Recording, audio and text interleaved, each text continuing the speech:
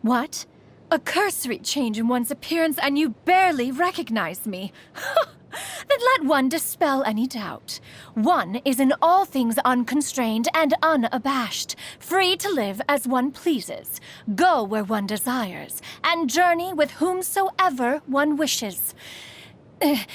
Nevertheless, in light of one's considerable renown, please call me Xian Yun in public. The secrets of the mechanical arts are too profound to convey in a few simple words. Oh, but why must the listener grow weary whenever I begin to divulge them? Peace prevails throughout the land, and all things are made new, as buds in the spring.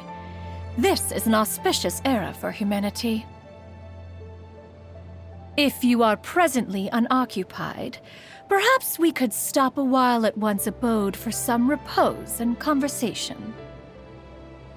In this era of fair winds and gentle rains, one needs not marshal the winds to deliver the rain clouds. Ugh, what a dreadful racket! On this fine day, the view from the heavens must be magnificent. Oh, don't fret. One has no intent to fly off and leave you on your own. Oh, what a soothing wind. Shall one attach some Adepti sigils to your person, so that you may join me for a flight in the firmament? In fact, one awoke quite some time ago, and simply had one's eyes closed in meditation.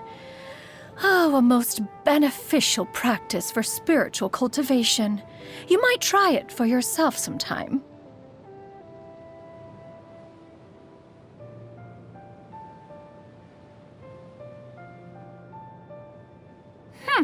Spare me that look. Is it not your turn to prepare luncheon today? You wish to attend the night market together? One shall engage in no such fool's errand. Whatever novelty or knick-knack you desire, one can simply make for you. One is still wide awake. But you look dead on your feet. Go on, off to bed with you.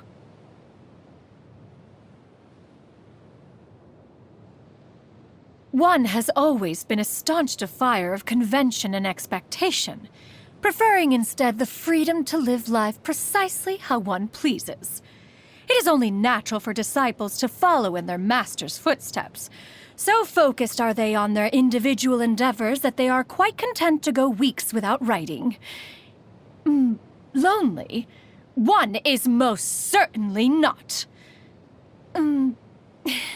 Still, were one to find time to pay them a visit, you don't suppose they would be unduly inconvenienced by one's presence, do you? One took the liberty of surveying the land from the skies above, so as to fashion this route-finding compass for your future traveling convenience. When have you ever met such a considerate companion as oneself, Already intimately acquainted with said terrain, you say? Well, be that as it may. Human memory is notoriously error-prone. One of these days, you'll get yourself hopelessly lost, and then you shall be thanking one profusely for one's foresight. That mechanical bird of mine is only a prototype. One had aspirations for a much larger model, hollow inside so that it could unfurl into a vehicle with which to embark on sightseeing journeys with one's old friends. The challenges of powering and operating such a device, however, proved somewhat insurmountable. After all, it required pitch control, the ability to change form, not to mention the safety features. If only Guizhong were still here. She, no doubt, would offer many baffling but ingenious solutions to this conundrum. Mount Outsong is an ideal place for spiritual cultivation. It possesses natural beauty beyond compare, and the pure, unalloyed essence of nature flows strong all around. Once upon a time, many curious birds and beasts would gather and watch as one meditated. And very soon the peace and tranquility would be replaced by a chaotic chorus of chirping and screeching. And yet, one never found it offended the ear. You wish to know more about one's past? One doubts there would be much worth sharing. It's all ancient history by now. One is more interested to hear about your travels to the far-flung corners of the world. What forms do the gods and immortals of other nations take? Are there any of them as amenable to conversation as oneself? Let us brew some tea, and then you can tell me all about it. When idle and in need of diversion, basking in the winds that travel through the mountains always calms the mind. Eating together with friends always leaves a pleasant taste in the mouth, regardless of what food was consumed.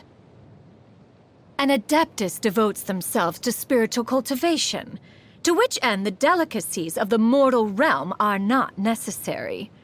When one eats such things, it is not for nourishment, but to enjoy the flavor.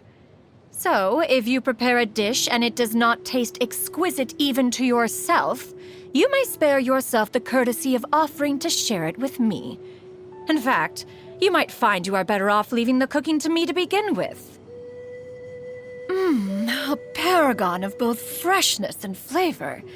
Tell me, for how long have you been surreptitiously studying one's culinary secrets? The flavor is secondary. What matters is that you felt the inclination to cook for me at all. I commend your consideration. One supreme cuisine machine has been lying idle as of late. You are welcome to borrow it. Given that one spends so much time indoors, it is rather nice to perform a little exercise once in a while. Here! Skyward! Scatter! Seize the skies! Make way for the Adeptus! Stray clouds converge!